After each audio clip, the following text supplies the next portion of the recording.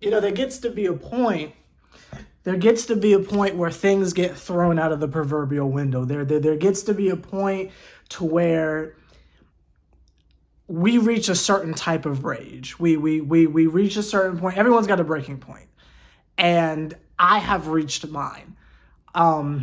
Seventh Bond from Nets Republic. Hi there. It is unfortunate that 2 videos in a row, your first introduction to me, is me being at the point of no return.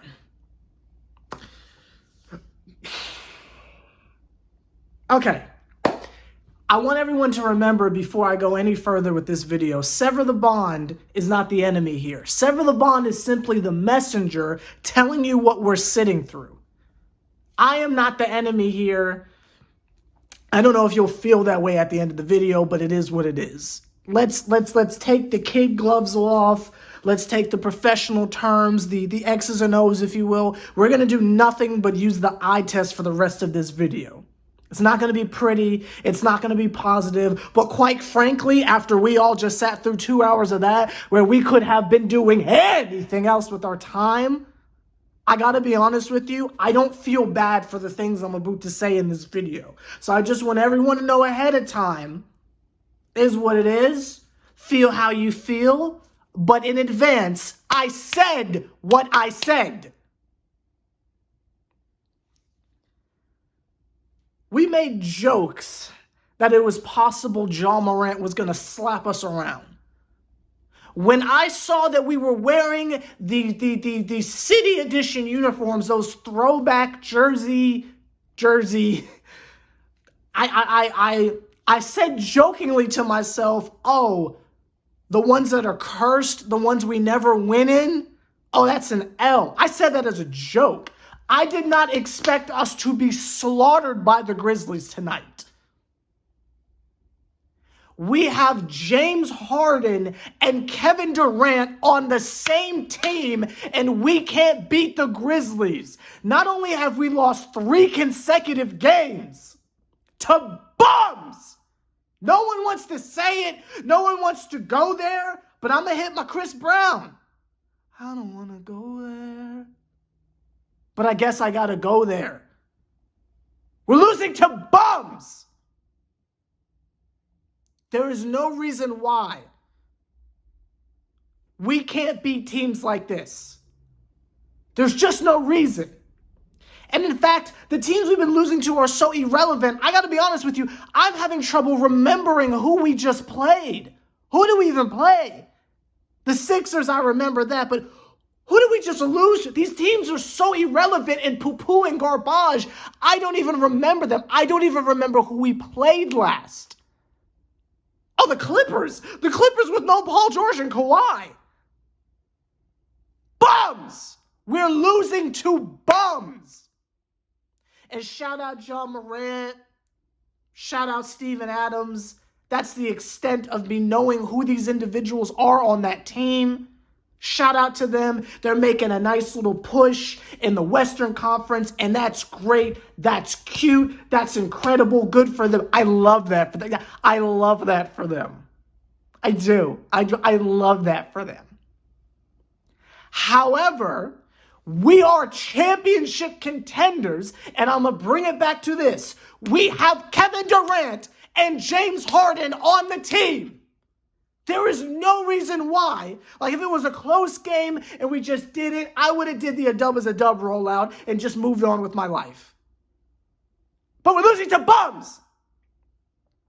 That dude who, I can't remember, God, I don't know his name. I should have looked this up before I started recording. That guy, God, I can't remember his name, but he looks like JJ the jet plane. The guy that looks like, you know who I'm talking about. The guy that looks like JJ the jet plane, who was giving us fits in the summer league for whatever team he was. I can't remember his name, but oh, dude, that was really coming off tonight. I can't remember his name, but you know who I'm talking about. The dude that looks like JJ the jet plane, or looks like his face could be on one of the Thomas the Tank Engine trains. That guy.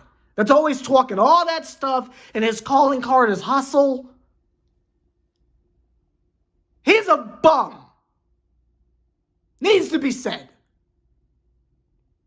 These teams are trash. Maybe I'm going too hard in the paint, but this stuff needs to be said. There's no excuse for this.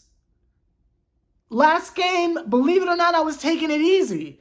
I was relaxing by saying things like, they're not taking the game seriously, they need to step it up. But I can't even bring up Steve Nash in this conversation because I am baffled at the fact. I mean, and I'm never box score guy, but look at the stat line for tonight, and I'm never box score guy. The fact that James Harden barely got to 14 or however much he ended up with tells you the whole story right there.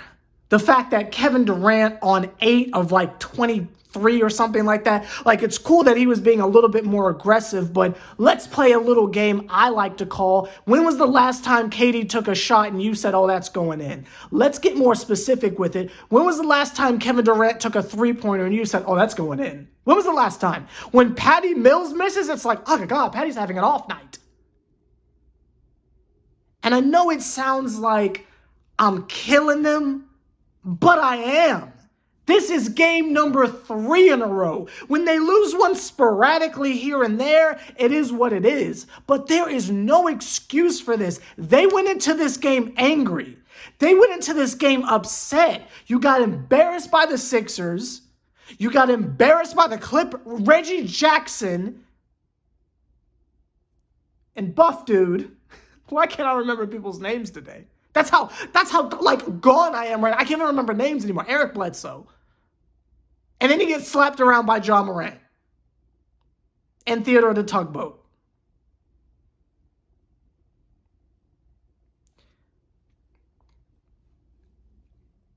If it was health and safety stuff, then cool. If Harden wasn't out there, if KD wasn't out there, I get it. But the only person who was missing that's really a thick part of the equation that we're not used to them not being there. Because I know a lot of people want to throw Joe Harris out there like he would be making a difference. Like he would be making a difference, but we're used to him not being out there. The only person, a part of the regular rotation who wasn't out there was LaMarcus Aldridge. And I have trouble believing LaMarcus is that important to the success of the team. Now, I love him, and I love when he's out there, but I don't think that was the moment where everyone in the locker room said, well, we don't have a chance. I don't think LaMarcus was the needle there.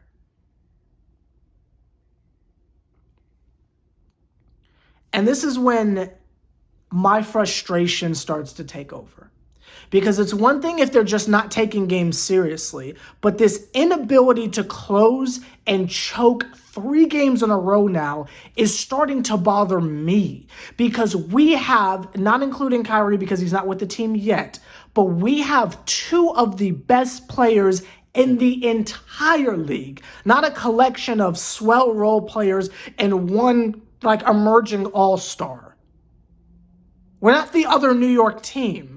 We're not like, I don't know, the Pacers or something, where it's like a bunch of cool dudes and like, oh, that's so bonus, right? We're not Philly. We're not these other teams. It's not, oh, Jimmy Butler and the Band of Merry Men. No. We have Kevin Durant and James Harden. Forgive me if that's not very analytical, but that right there is enough to get past John Morant and the Grizzlies. At home, I apologize if I'm being too hard on them. It's just my frustration level is so high with this team right now. Because again, when we lose games like this, we start to have these like internal questions of, well, what's wrong with us? And I swear it could be summed up in just take the game seriously. I swear that's how we sum all this up. Because again, I will say this fair. I'm not going to go through the whole roster, just the first 2. Kevin Durant, James Harden. But, you know, They've been playing really well up until now. Well, not really, but they've been winning games up until now. So maybe this is just our point in the season where we're getting embarrassed and they come together and say, well, that was the wake-up call, and it's the Pacers game that gets everyone to wake up. Maybe.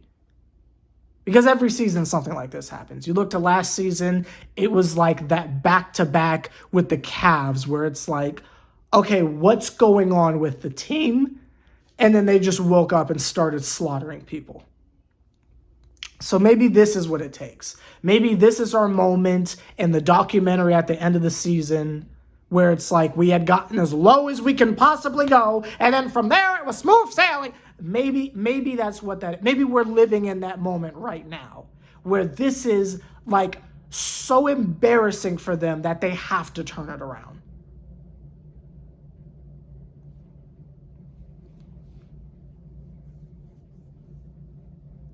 I can quote the homie Justin, I'd say a good takeaway is thank God Kyrie's coming back next game. I just hope that the starters and the vets decide to actually play, because there's just no reason why in the fourth quarter when you put the kids in, you put Duke Jr., you put Cam Thomas in there, and you put Day'Ron Sharpe coupled with, I believe, Patty Mills and Bruce Brown, I think. There is just no way that they went on like a 17-5 run. That type of hustle, that type of production, like, you know what I mean? I have trouble believing that it was a better idea to leave those kids out there rather than putting Kevin Durant and James Harden back in the game. And KD played well defensively, I guess. Those 2 blocks were really cool. James Harden had a block. That was nice. But it's just there is just no reason why they shouldn't have won tonight. All jokes aside. Let me know your thoughts down below. Do you agree with me? Do you think I'm jumping out the window? Let me know your thoughts down below. I'll see y'all Wednesday to see what Kyrie's up to. I just hope this is the end of the downward spiral arc, because I don't know how much more of this I can take.